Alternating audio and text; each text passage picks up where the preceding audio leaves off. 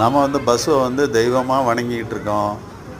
இந்த கறவை மாடு பாருங்கள், ரோட்டில் கிடக்கிற கண்ட கண்ட கழிவுகள்லாம் சாப்பிடுது, பிளாஸ்டிக்கை சாப்பிடுது, எல்லா வேஸ்ட்டையும் சாப்பிடுது. அப்போ இதில் கிடைக்கிற பால் வந்து எப்படி சுகாதாரமாக இருக்காதுல்ல. அதனால் நம்ம வந்து இதனால் இந்த மாட்டுக்கும் உடல் கெட்டு போயிடும்.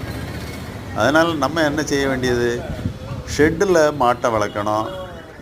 அதில் வந்து நல்ல சத்தான தீவனங்கள் கொடுக்கணும். புல் மற்ற தீவனங்கள்லாம் கொடுத்தோம்னா அந்த பாலுடைய தரமும் நல்லாயிருக்கும். அதில் கிடைக்கிற அந்த மாடு வளர்க்குறதுனால கிடைக்கிற சாணம், கோமியம்லாம் பல வகையில் நமக்கு பிரயோஜனப்படுது. நம்மளுக்கும் நல்ல வேல்யூ கிடைக்கும்.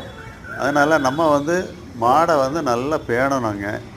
அழகாக பேணும்போது நமக்கு நல்ல வருமானம் கிடைக்கும்.